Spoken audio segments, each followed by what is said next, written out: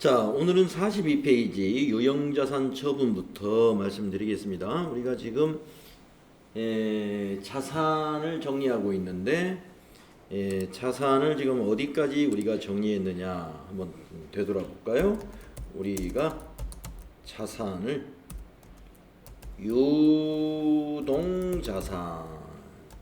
유동자산에서 당좌자산 우리가 쭉 알아봤고, 그리고 재고자산 다 공부하고서 어제 앞 시간부터 비유동자산을 지금 하고 있는데, 비유동자산에서는 우리가 투자자산 개정 과목 정리하는 식으로 했고요. 그리고 지금 유형자산을 지금 마무리하는 단계에 와 있네요. 처분한다 그랬으니까 유형자산 처분과 재평가가 남아 있군요. 그래서 유형자산의 개정 과목을 한번 정리해 보면 토지, 건물, 구축물,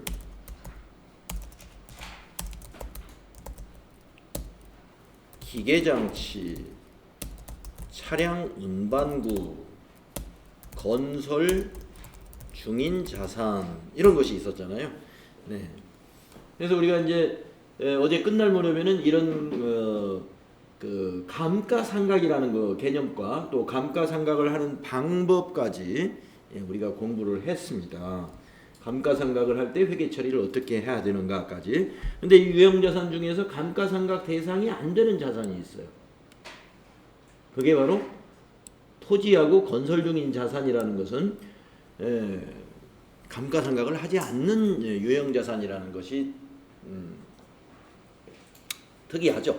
그래서 이제 토지라는 것은 우리가 감가상각의 개념이라는 것은 그 자산을 비용화 시키는 건데, 사용 기간 동안으로 나눠서 비용으로 처리하는 건데, 토지가 비용화된다.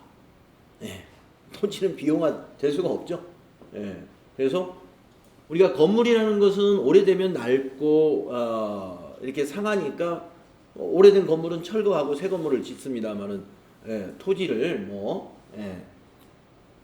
그렇죠. 토지는 그래서 감가상각을 안 하는 거고. 건설 중인 자산은 아직 감가상각 대상 금액이 확정이 되어야 계산이 가능한데, 대상 금액이 확정이 안 된 상태니까 역시 안 하는 거다. 이제 그것도 우리가 알고 있어야 되겠죠. 그러면 이제 교재로 다시 돌아가서, 그러면 이제 유형자산을 쭉 유지하고 있다가 이것을 중간에 처분할 때는 회계를 어떻게 하느냐 알아보도록 하겠습니다.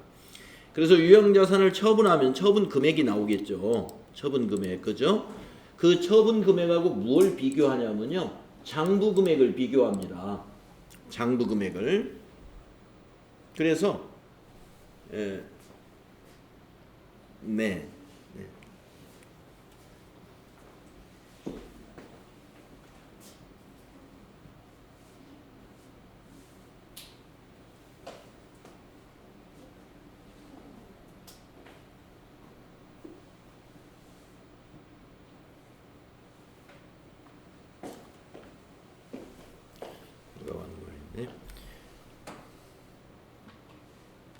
자, 그래서 처분 금액과 장부 금액을 비교해서 차액에 대해서 유형자산 처분 손익을 인식한다 이 말이죠.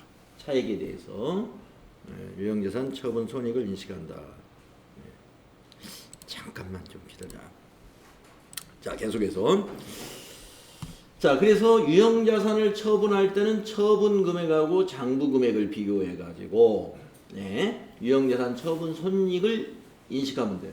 근데 밑에 분계를 보면은 유형자산 처분 손익 이익이다, 유형자산 처분 손실이다, 개정 과목 하나만 정리되는 게 아니죠. 그래서 우리가 지금 여기 보니까 어떤 유형자산을 처분했는데 현금으로 처분했대요. 현금을 받았어요. 그런데 장부 금액하고 처분 금액이 비교했을 때 처분 금액이 크다 이런 얘기입니다. 자, 그러면 이런 경우에 분계가 어떻게 되느냐 하면은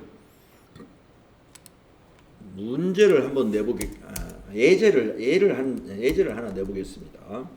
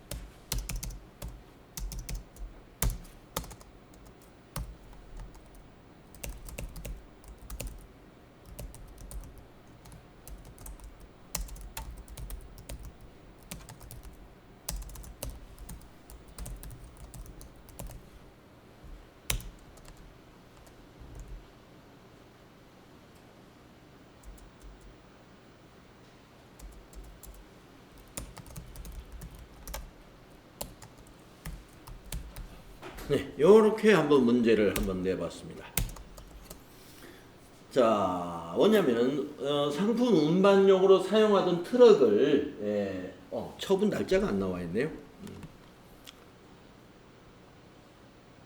트럭을 여기다가 날짜를 넣어볼까요? 2020년 1월 1일 날 계산하기 쉽게.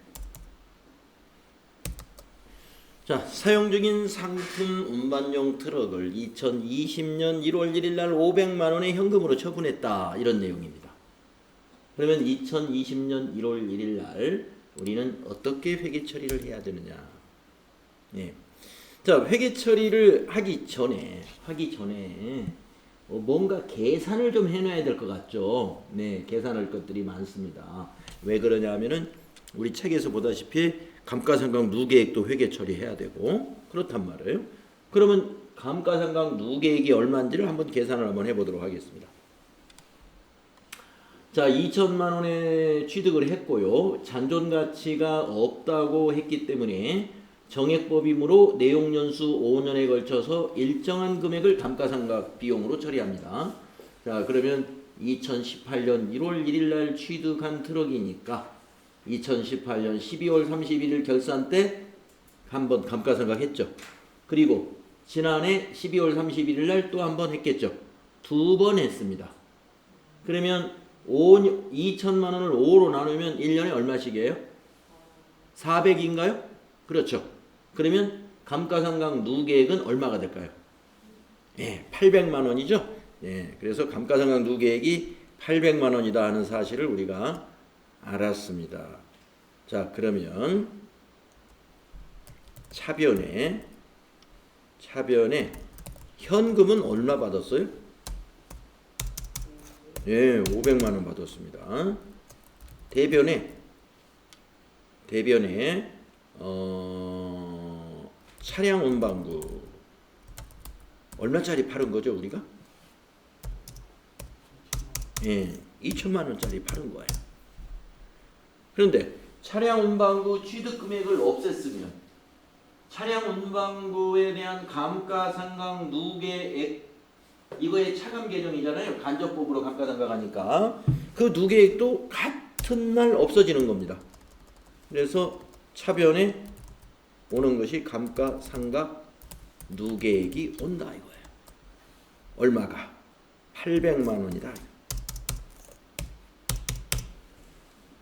네, 제가 500만 원에 팔았다고 보니까 이익이 나는 게 아니라 손실이 발생했군요. 그래서 이것은 유형자산 처분 손실이 발생합니다. 이렇게 되면 500에 팔으면 얼마를 손실을 보냐면은 요 대변의 합계 2천만 원과 차변의 합계 1,300만 원의 차이가 700만 원이죠. 700만 원 손실 보고. 유형자산 처분 손실 700만 원이다. 이렇게 회계 처리합니다.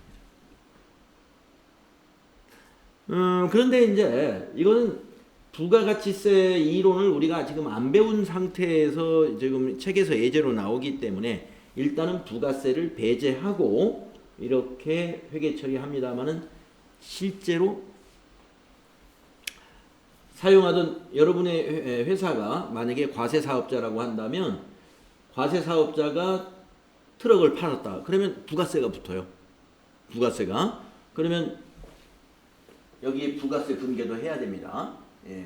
그래서 부가세는 부가세 애수금이다. 그래가지고 그건 부채로 처리하는 거죠. 자, 500만 원에 팔을 때 부가세가 있으면 500. 자, 부가세가 있는 걸로 한번 설명을 드려볼까요? 자, 500만 원에 현금으로 팔았는데 이게 부가세 포함해서는 550만 원 받아야 되는 거죠. 세금계산서를 발행하면 공급가액 500에 세액 50만 원에서 550 받습니다. 그러면 이 50만 원은 우리 회사가 갖는 거예요? 아니다. 그래서 부채로 처리합니다. 부가세 애수금. 부가세 애수금 부채로 처리하죠. 얼마를? 50만 원을. 50만 원을. 왜 회사가 부채, 우리가 이제 부채에서 애수금이라는 걸 배우는데 왜 애수금으로 처리하느냐 이거. 부가세 애수금. 자, 50만 원은 우리 회사 돈이 아니에요. 우리 회사 돈이 아니라 이 우리 트럭을 사준 사람이 대신 세금을 냈잖아요. 그 세금을 우리가 가지고 있다가 부가가치세 신고할 때 저걸 매출세액으로 납부해요. 그렇죠? 그래서 부가세라는 것은 우리가 차값으로 받은 게 아니라 이 차를 산 사람이 세금을 낸 거예요. 국가에 낼 거를 우리 회사가 거래징수에 의해서 세금을 받아놓은 겁니다. 그랬다가 다음 부가가치세 신고 때 이 50만 원을 매출세액으로 신고해서 납부하는 거죠. 그게 부가가치세의 개념이에요. 그래서 실제로는 세금계산서 발급하고 하면은 회계 처리를 이렇게까지 해야 돼요. 예. 자, 하여튼 부가세는 있든 없든 뭐하고는 관계없어요? 이거하고는 관계가 없습니다. 유형자산 처분 손실 이익하고는. 부가세는 어차피 회사 돈이 아니니까 받아놨다가 이거 내야 되니까 부채로 빚으로 처리했단 말이에요. 그러니까 여기에는 영향을 안 줘요. 여기에는. 자, 그래서 우리 책에서 보면은 뭡니까? 이 유형자산 처분 손익은 뭘로 따져요? 장부금액과 처분금액을 비교해라 이런 얘기입니다. 자, 500만 원에 처분했어요. 그러면 500만 원에 처분한 거하고 뭘 비교해야 돼요? 장부금액을 비교해라. 그러면 장부금액이 얼마냐? 2천만 원에 사가지고 800만 원 감가상각을 했기 때문에 장부금액이 1200이에요. 그래서 1200만 원의 장부금액을 가진 차를 팔았는데 500에 팔았기 때문에 요 두 금액의 차이가 얼마예요? 700이지 않습니까? 그래서 700만 원 손실이 발생한다. 유형자산 처분하면서 손실 나는 것을 유형자산 처분 손실이라고 그러고, 반대로 만약에 1000만 원을 받았다면은 장부금액이 1200이니까 손실이 안 나려면 1200 이상을 받아야 되겠죠. 그러면 유형자산 처분 이익이 발생합니다. 네, 이해하셨죠? 그래서 이러한 회계 처리, 이러한 회계 처리입니다.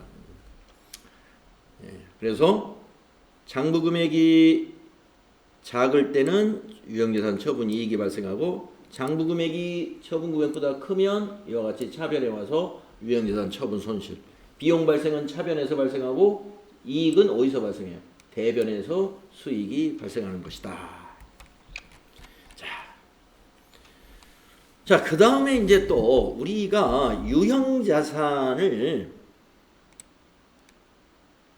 취득을 하는데 교환으로 취득할 경우 이때는 어떻게 회계 처리할 것이냐. 네, 이것도 알아둬야 됩니다. 교환 취득. 그러니까 돈으로 산 것이 아니라 물물 교환을 한 거예요. 물물 교환. 예, 그래서 교환에는 두 가지가 있어요. 이종 자산이냐 동종 자산이냐. 네, 그러니까 뭐 트럭을 2톤짜리 트럭을 주면서 1톤짜리 트럭으로 바꿨다든가 이런 것은 동종 자산이 되겠죠. 예, 그 이종 자산은 뭐냐? 예, 주식을 주고 아니 뭐 채권 같은 거. 예, 하여튼 뭐 우리 회사가 투자하려고 하는 주식, 금융 자산. 예, 주식을 가지고 있는데 그 주식을 좀 주고 그 회사에 뭐 트럭을 샀다, 기계를 샀다. 이런 것이 뭐예요? 예, 물물 교환이죠. 그래서 아까 말씀드린 대로 주식 주고 기계를 사왔다 하면 2종 자산 간의 교환이요. 2톤 차를 주고 1톤 차로 바꿨다. 이거는 동종 자산 간의 교환입니다. 그러면 회계 처리가 어떻게 되는 거냐? 네, 복잡한 것 같지만 기준은 딱 한 가지예요. 자, 제공한 자산의 공정가치로 뭐를 해라? 취득 금액을 여기 예, 이 취득 금액을 제공한 자산의 공정가치로 취득 금액을 잡아라 이런 얘기입니다. 취득 금액을 예. 여기는 지금 기계장치라고 했기 때문에 기계를 주고 기계를 받았네요. 그런데 2종이래요. 2종. 그러니까 종류가 다른 기계다 이렇게 보고 회계 처리했다는 거죠. 그러니까 기계를 주고 기계를 받았기 때문에 기계를 줬으면 기계를 처분에 관한 회계 처리를 해야지. 이렇게 기계 주었으니까 감가상각 누계액도 없어져야죠. 네. 그런 겁니다. 자, 그래서 2종 자산. 자, 제공한 자산의 공정가치로 뭐를 인식해요? 이 취득금액을 인식해라 이거예요. 취득금액을. 자, 그 다음에 동종자산은 이것도 마찬가지로 제공한 자산입니다. 제공된 자산의 장부금액을 뭘로 인식해라? 취득금액으로. 네. 취득금액으로 인식해라. 자, 지금 말씀드린 대로 자, 교환거래는 어떻게 회계 처리한다고요? 취득금액을 돈을 주고 안 샀기 때문에 돈을 100만 원 주고 샀으면 차변에 기계장치 100만 원 이렇게 기록하면 된단 말이에요. 근데 돈을 준 게 아니라 다른 재화를 준 거예요. 뭐 주식을 주었던 기계를 주었던. 그러면 그 주식이면 주식의 공정가치. 그걸로 산 걸로 봐라 이거예요. 그래서 주식을 주고 기계장치를 샀는데 그 주식의 지금 현재 시가가 300만 원이다. 그러면 그 기계를 300만 원에 산 걸로 기록하면 된다 이거죠. 네. 자, 기계를 주고 기계를 바꿨어요. 네. 그런데 동종이에요. 동종이면 어떻게 한다? 장부금액. 공정가치 따지지 말고 우리 회사에 회계 처리할 때 아까 장부금액이 뭐예요? 취득금액에서 취득원가에서 감가상각 누계액을 뺀 것이 장부금액이죠. 그거를 취득원가로 봐라. 예. 예, 그런데 무슨 감가상각 누계액이 선생님 왜 나오죠? 이거는 감가상각 누계액이 왜 나오며 유형자산 처분이익은 왜 나오는가요? 예, 지금 이 기계를 주고 기계를 바꿨잖아요. 그러면 기계를 처분한 걸로 처리하는 거예요. 그러면 기계를 처분할 때 우리 감가상각 누계액도 털어내야 되지 않습니까? 털어낸다 이거예요. 그러니까 감가상각 누계액 차변에 와서 없애야죠. 여기에 해당되는 기계가 없어졌으니까. 그러다 보면 뭐 어떻게 될까요? 처분 이익이나 처분 손실이 나올 수 있습니다. 왜냐하면 이 장부금액보다 공정가치 시가가 장부금액보다 높으면 처분 이익이 나올 것이고, 그러면 높으면 이 금액이 커지니까, 낮으면 공정가치가 낮으면 처분 손실이 발생하겠죠. 그러나 이렇게 장부금액으로 취득금액을 인식하는 동종자산 간의 교환에서는 처분 이익이나 처분 손실이 여기 나오네. 처분 이익이나 처분 손실이 없다 이거예요. 나올 수가 없다. 왜 그럴까요? 장부금액으로 취득금액을 잡으니까 언제나 똑같아요. 장부금액하고 처분금액이 똑같아진다 이거죠. 그러니까 처분 이익이나 손실이 안 나온다. 그래서 동종자산의 회계 처리는 처분 이익이나 손실이 안 나오는 이유를 아시면 돼요. 장부금액을 취득금액으로 보니까. 그러나 기계를 처분했으면, 기계하고 교환했으면 기계에 대한 취득금액 대변에 적어주고 감가상각 누계액 차변에 적는 것은 마찬가지입니다. 이종관이나 동종관이나 여기에 적어야 되는 건 마찬가지다. 이해되시죠? 자, 그러면 이제 유형자산의 재평가가 남았군요. 네, 유형자산이 참 내용이 많습니다. 정부보조금도 나오고, 네. 그래서 유형자산이 제가 아마 유형자산 시작할 때 공부할 내용이 참 많은 개정 과목이다 그랬어요. 유형자산에서. 네, 자 이번에는 유형자산의 재평가를 한번 알아보겠습니다. 재평가하니까 저기가 생각나네요. 우리 재고자산 배울 때 저가법. 근데 유형자산은 저가법이 아니에요. 오를 때도 평가를 하고 내릴 때도 평가합니다. 예. 재고자산은 내려서 갔을 때만 평가를 합니다. 다시 회복이 되었더라도 최초의 장부금액까지만 환입을 시킵니다. 자, 그런데 유형자산은 자, 그러면 모든 회사가 재평가를 하는가부터 한번 알아볼게요. 자, 그러지 않습니다. 여기 한번 읽어보면은 유형자산은 최초 인식 시점 이후에는 원가 모형으로 회계를 처리하든지 재평가 모형으로 하든지 회사의 회계 정책을 선택하면 돼요. 회사가. 그래서 유형자산 분류별로 동일하게 적용하는 기준만 지켜주면 돼요. 유형자산 분류별이라는 건 뭐냐? 우리는 유형자산을 재평가 모형으로 하겠다라는 정책을 만들었다 하더라도 유형자산의 개념 과목이 토지, 건물, 기계장치, 비품, 차량 운반구 뭐 이렇게 여러 가지가 있잖아요. 그러면 비품이나 차량 운반구까지 전부 다 재평가하느냐? 그런 회사는 거의 없어요. 예. 주로 재평가 모형을 선택하는 회사라 하더라도 뭐를 재평가하냐면 회사가 보유하는 토지나 건물 중심으로 재평가를 합니다. 토지나 건물 중심으로. 그러니까 뭐 이런 뭐 비품이다, 차량 운반구가 이런 것까지 재평가를 하는 회사는 거의 없다. 왜냐하면 금액도 미미하고, 그 금액이. 그러나 토지나 건물은 금액이 크단 말이에요. 그래서 재평가를 하면은 재무구조가 좋아질 수가 있어요. 부동산을 많이 보유하고 있는 기업들은 우리 회사 재무구조를 현재 가치로 보여주고 싶은 그런 욕구가 있겠죠. 그렇기 때문에 회계 정책을 우리 회사는 매년 토지 건물에 대해서는 재평가하겠다. 이게 뭐예요? 유형자산 분류별로 동일한 적용을 하면 된다. 그러면 나머지는 토지 건물 말고 나머지는 비품이나 차량 운반구 등은 뭘로 하겠다? 그건 원가 모형으로 하겠다. 이렇게 유형자산 분류별로 적용을 하면 된다. 자, 그러면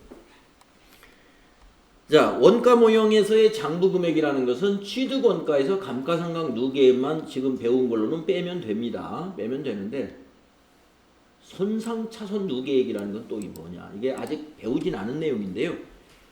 유형자산에 갑작스런 무슨 사고나 이런 걸로 인해서 손상을 입는 경우는 손상차손을 인식할 수가 있어요. 그러니까 감가상각 말고 특별히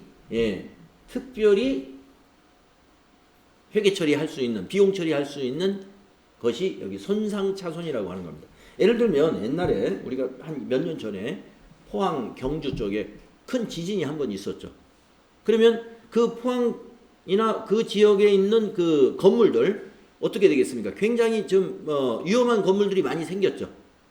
예, 원래 한 50년 쓸 수 있는 건물인데 이번에 지진을 만나가지고 이거 뭐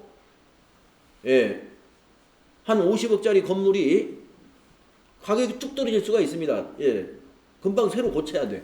그러면 건물 가격이 뚝 떨어지죠. 그게 바로 손상차손 처리할 수 있습니다.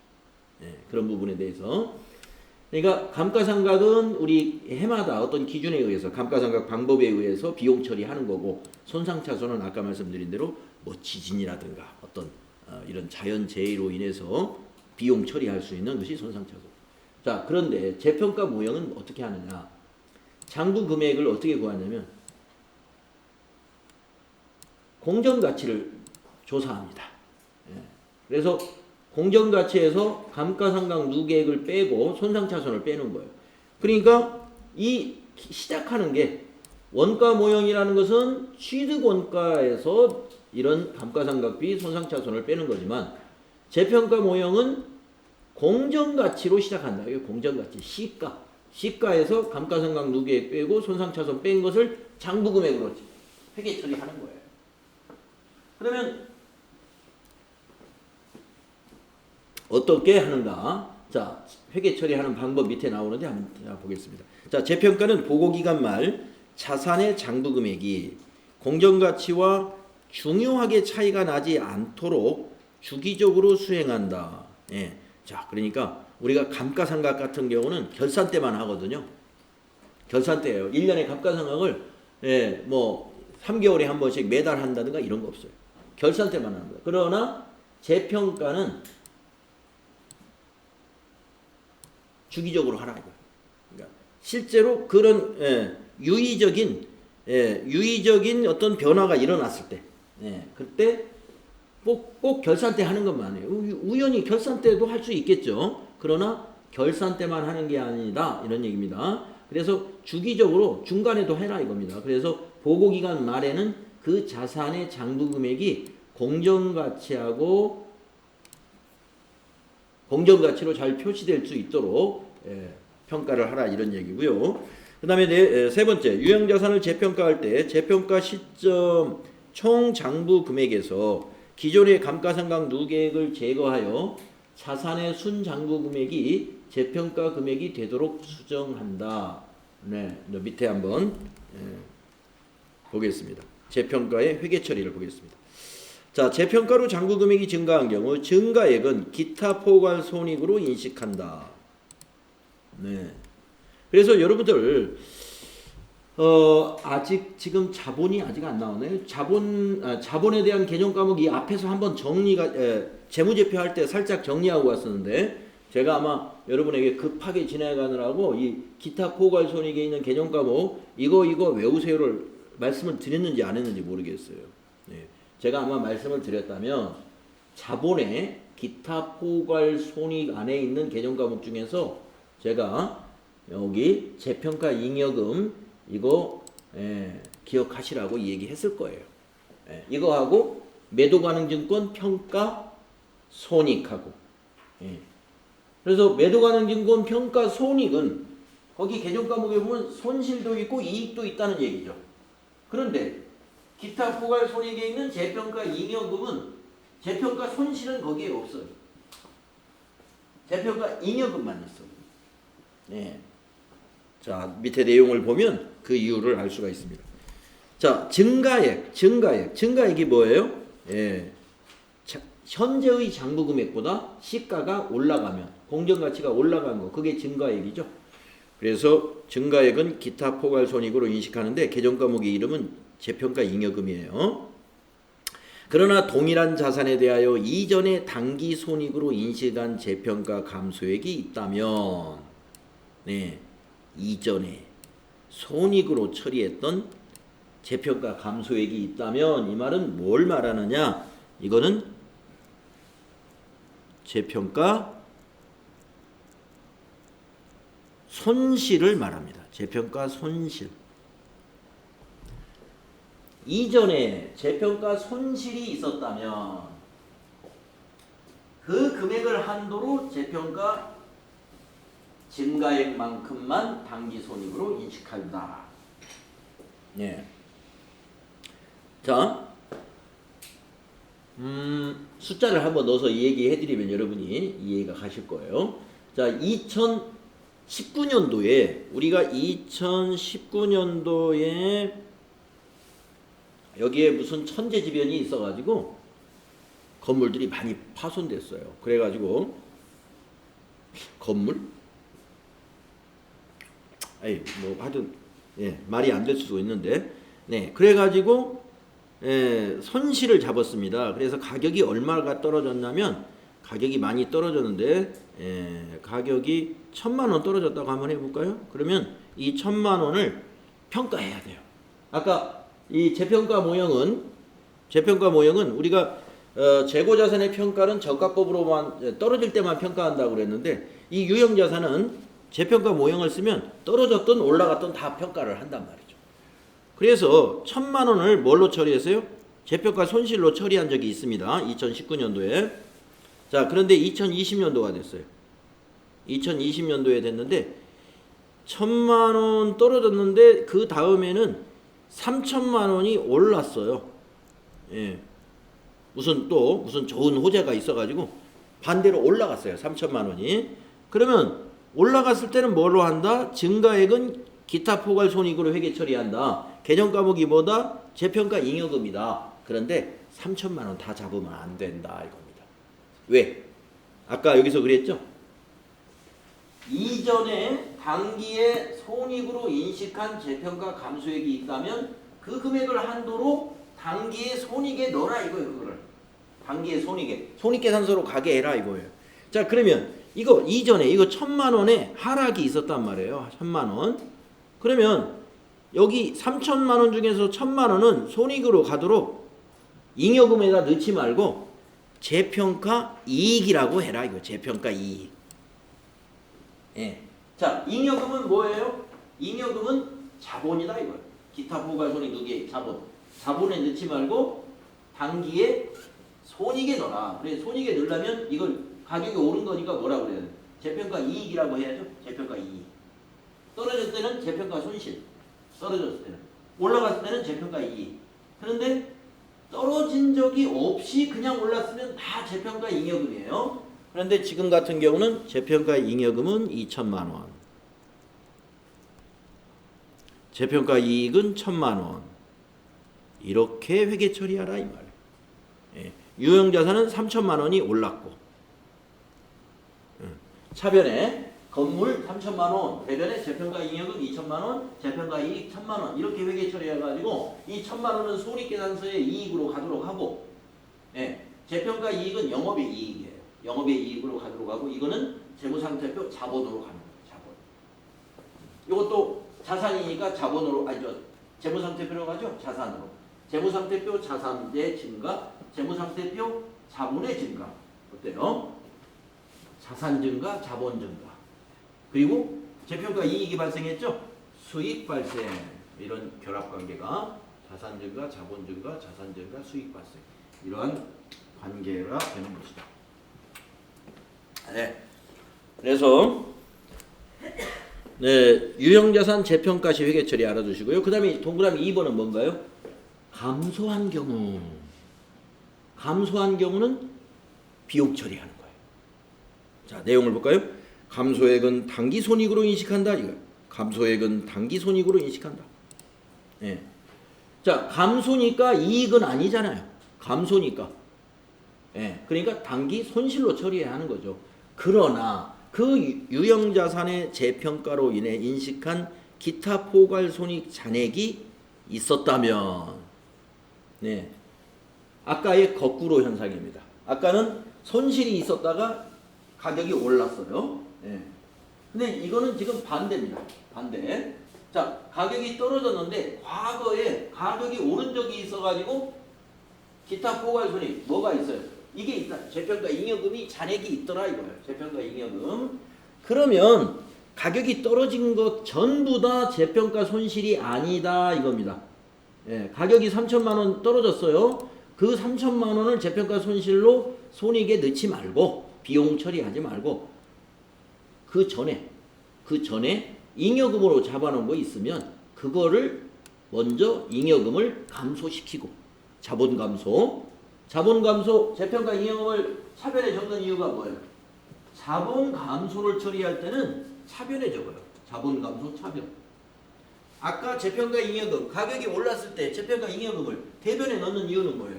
자본 증가는 대변에 적는 거예요. 그래서 대변에 적는 거고 지금은 가격이 떨어진 거잖아요. 가격이 떨어졌으니까 자본 감소시키고 그 재평가 잉여금으로 잡아놨던 것보다 더 떨어진 거는 재평가 손실. 이거는 손익계산서로 가는 거예요. 손익계산서 비용으로. 네, 아시겠죠? 그리고 대변에는 뭐예요? 유형자산이니까 자산 감소했죠? 자산 감소는 대변에 적는 거죠. 네, 분계하는 원리 잘 아시죠? 자, 그래서 재평가 시 회계처리 가격이 올랐을 때 떨어졌을 때 이 두 가지 회계 처리 방법 알고 계시면 되겠습니다. 자, 그 다음에 이제 손상차손 얘기가 여기 나오네요. 손상차손. 네. 자, 유형자산에 손상징후가 있다고 판단되고 당해 유형자산의 사용 및 처분으로부터 기대되는 미래 현금 흐름 총액의 추정액이 장부금액에 미달하는 경우에는 장부 금액을 회수가 가능한 금액으로 조정하고 그 차액을 손상차손으로 처리하라. 예. 그러니까 지금 현재 장부 금액이라는 것은 사실은 이제 어떤 의미가 있냐면 현재의 공정 가치하고 비슷하게 맞아 들어가는 거예요. 그런데 터무니없이 많이 차이가 나요. 그러면은 감가상각을 했지만 어떤 손상 징후 이런 것들이 사고가 있어가지고 회수 금액이 뭐예요? 그걸 처분하면 받을 수 있는 금액이죠. 그러니까 공정 가치입니다. 그래서 하락을 했을 때는 손상차손으로 인식해라. 다만 차기 이후에 감액된 자산의 회수 가능액이 장부 금액을 초과하는 경우에는 다시 회복이 됐어요. 그런 경우는 그 자산이 감액되기 전에 장부 금액의 감가상각 후 잔액을 한도로 하여 그 초과액을 손상차손 환입으로 해라. 이것도 마찬가지로 한도가 있어요. 손상차손 환입은 손상차손 입은 것만큼만 환입으로 해라. 예, 우리 재고자산 평가 충당금 환입도 그랬었죠. 자, 그래서 이건 뭐 분계 유형을 보여주지 않고 말로만 설명했는데 뭐 시험에서도 이런 부분은 그냥 말로 이론적인 문제로만 나올 거예요. 다음에 이제 정부보조금이라는 걸 보겠습니다. 네. 자, 우리가 이제 기업들이 무슨 그 환경과 관련된 어떤 뭐 투자를 했다든가 하면 여러 가지 그 특별법에 의해서 정부를 지원해주는, 그 정부가 기업을 지원해주는 제도 중에 보조금 제도가 있어요. 뭐 중소기업이라든가 어떤 그 국가가 뭔가 장려하는. 네. 그래서 정부 보조금을 받아가지고 유형자산을 취득하는 일이 꽤 있습니다. 기업들이. 그럴 때 회계 처리 방법. 그걸 알아야 됩니다. 자, 그래서 그건 좀 이제 회계 처리가 좀 복잡한 편이고, 또 정부 보조금 중에는 그냥 비용으로 쓰는 정부 보조금도 있어요. 비용으로 쓰는 거. 예를 들어서 지금 지금 이제 코로나19 사태도 지금 전 세계적으로 경제에 큰 그 타격을 준다 그러니까 국내에서도 지금 기업들을 살리려고 이제 여러 가지 방법들을 쓰잖아요. 뭐 세금 무슨 뭘 어떤 걸 쓸지 모르겠지만 가령 돈을 직접 지원해 줄 수도 있다입니다. 직원들 급여도 줄 형편이 어려운 기업들을 위해서 그러면 급여 주는데 보태 쓰시오 하고 만약에 정부에서 기업들에다가 직원들의 휴직 수당 주는데 쓰라고 이렇게 돈을 지원해 줬어요. 그런 것은 뭐예요? 그냥 비용으로 지출하는 거죠. 그래서 두 가지의 형태가 있어요. 그게 뭐냐? 자산 관련 보조금. 이거는 기계 사는데 보조해 주는 거. 수익 관련 보조금. 이거는 지금 말씀드린 대로 비용으로 그냥 쓰는 거예요. 비용으로 쓰는 거. 그래서 자산 관련 보조금 외의 것은 다 수익 관련 보조금이 되겠습니다. 그래서 정부 보조금을 우리가 받을 때 회계 처리 한번 볼까요? 자산 관련 보조금의 경우에 차변에 현금, 대변에 정부 보조금. 자, 1,000만 원을 받았습니다. 그러면 차변에 현금 1,000만 원, 대변에 정부 보조금 1,000만 원. 그러면 이 정부 보조금은 뭐냐? 현금의 차감 계정이에요. 현금의 차감 계정. 자, 우리 회사가 현금을 받았으니까 자산 증가시켜야죠, 현금. 근데 우리가 돈을 받았으면 무슨 수익을, 상품을 판매했다든가, 상품 매출, 아니 뭐 이자가 나왔다든가, 뭐 이자 수익 이런 것이 아니고 정부로부터 받았다 이거예요. 그래서 정부 보조금이라는 개념 과목을 씁니다. 근데 이 정부 보조금은 현금의 차감 계정, 우리 현금이 사실은 아니죠. 그래서 현금의 차감 계정을 쓰는데, 자, 제가 여기 이게 지금 우리가 실습할 그 프로그램이잖아요. 개정 과목 한번 미리 한번 볼까요? 정부 보조금이라는 개정 과목이 어떻게 만들어져 있는지 정부로 한번 검색해 볼까요? 안 만들어졌네. 그러니까 정부 보조금을 이용할 때 정부 보조금을 이용할 때 정부 보조금 개정 과목을 만들어 쓰면 됩니다. 만들어 쓰는 게 이게 회사 설정 개정 과목이에요. 여기다가 정부 보조금 해놓고 여기 구분은 차감 해가지고 차감 개정으로 해서 차감 개정하면 어느 계정에서 차감할래? 하고 물어봐요. 그러면 현금 이렇게 선택해서 만들어 쓰는 겁니다. 그랬다가 자 이제 뒤로 이어가 볼게요. 기계를 샀어요. 기계를 자 딱 1,000만 원짜리 기계를 샀다고 볼까요? 자 그러면 관련 자산을 취득했을 때 차변에 기계장치 여기가 1,000만 원 들어오겠죠. 기계장치 1,000만 원. 대변에 여기 받았던 현금으로 지급했죠. 대변에 현금 1,000만 원. 자 그러면 현금을 써버렸으니까 이 현금의 차감 계정인 정부 보조금은 어디로 와야 돼요? 이쪽으로 와야죠. 네. 차변에 와서 없어져야죠. 정부 보조금을 T 계정으로 딱 그리면 네, 우리가 잔액을 없앨 때 반대쪽에 기록하면 그게 없어지는 거예요. 그래서 대변에 정부 보조금 잡아놨다가 차변에 기록하면 잔액이 없어집니다. 그러면 현금 차감 계정 없어졌네요. 현금도 없어지고 그러면 대변에 또 하나 생겼죠. 네, 금액은 다 1,000만 원이에요. 금액은 대변에 새로 만들어진 정부 보조금은 개정 과목이 이거 고쳐야 되겠네요. 여러분 책에도 이게 현금이라고 돼 있나요? 네. 여기를 유형자산으로 고치세요. 유형자산의 차감 계정입니다. 네. 유형자산의 차감 계정. 자 무슨 얘기냐 하면은 지금 유형자산 샀잖아요. 기계장치라고 할까요? 그러면 기계장치의 차감 계정이다. 기계장치의 차감 계정. 이 자산이 우리 돈으로 산 게 아니라 정부 보조금으로 샀다는 걸 이렇게 기록해 놓는 겁니다. 네, 그러면서 이 정부 보조금이 이 유형자산이 이제 감가상각을 하잖아요. 감가상각할 때 정부 보조금도 같이 상각을 해요. 네, 자 그래서 그 밑에 보이는 게 결산시. 결산시 감가상각을 한번 해볼까요? 여기 정부 보조금 여기 있다. 유형자산 차감비는 여기 써 있네요. 그러니까 이거하고 이거 이게 1,000만 원을 한꺼번에 하지 않겠죠? 자 기계를 샀는데 1,000만 원짜리 기계를 산 거예요. 그러면 내용 연수 5년이라고 또 한번 해볼까요? 5년 정액법 잔존가치 없이. 그러면 1년에 감가상각 얼마씩 해야 됩니까? 200씩 하죠. 네, 그러면 여기다 숫자를 넣어볼게요. 자, 이 기계에 대한 감가상각비 200. 대변에 처음 하는 거니까 감가상각 누계액도 200.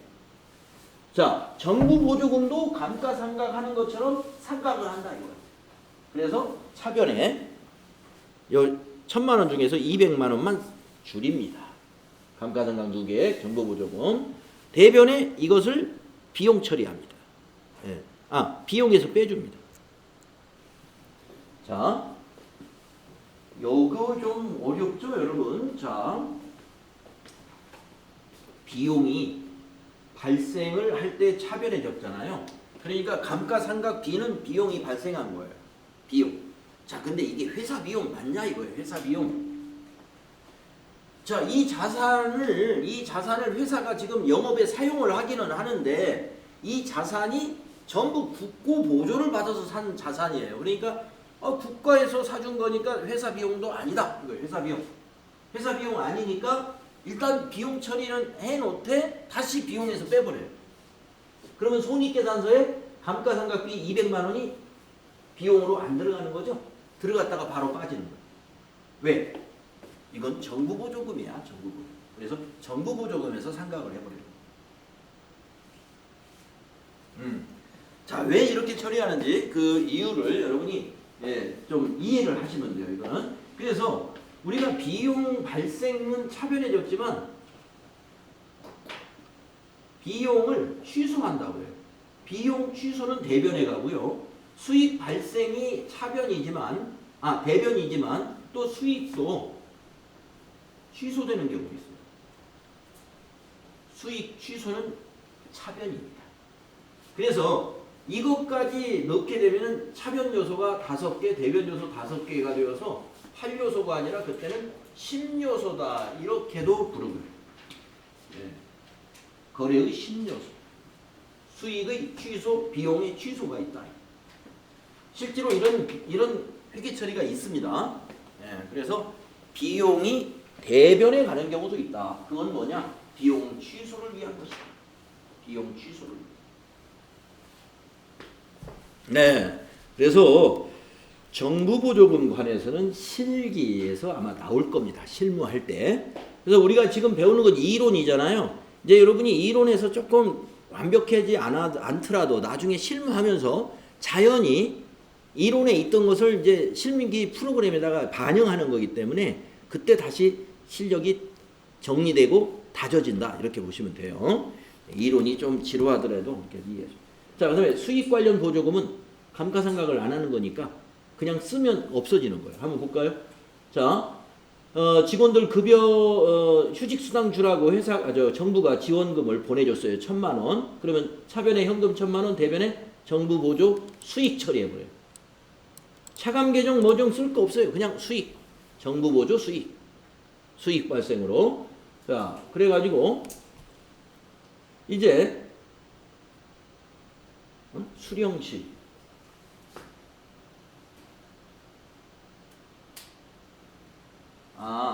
예. 자, 그런데 이거는 조건 없이 지원해 주는 거고. 이건 그냥 써라. 조건 없이. 근데 밑에는 정부가 조건을 달았어요. 이런 조건에 충족하면 써라라고 했다면은 그것은 일단 뭘로 처리해요? 먼저 차변에 현금 잡고 대변에 이건 선수수익. 우리 선수금 받은 것처럼. 계약금 받으면 선수금이거든요. 선수수익 처리해요. 선수수익. 아직 정부 보조 수익으로 아직 안 잡아요. 그랬다가 나중에 조건이 충족할 때 그때 선수수익 이제 차변에 와서 없어지고 대변에는 정부 보조 수익. 그때 정부 보조 수익 잡아요. 예. 자, 요거는 일단 한 번 더 어떤 단계를 거치기 위해서 현금이 들어왔으니까 회계 처리는 합니다. 그런데 아직 우리가 조건을 갖추지 않았어요. 그러니까 선수수익, 선수금 받은 걸로 처리한다 이겁니다. 선수수익 처리했다가 조건이 충족이 되면 그때 차변에 이제 선수수익, 이게 뭐 선수수익이 부채거든요. 부채를 차변에 적어서 부채를 감소시키고 대변에 정부 보조 수익에서 수익 발생시키는 거다. 예. 근데 요거는 시험에 거의 안 나오고 주로 이렇게 감가상각 대상 자산 쪽으로 정부 보조금을 하는 것을 시험에 내는 것 같아요. 자, 여기까지 해서 유형자산을 이제 다 마쳤고요. 10분간 우리 쉬었다가 다음 시간엔 무형자산을 한번 정리해 보도록 하겠습니다. 예, 무형자산.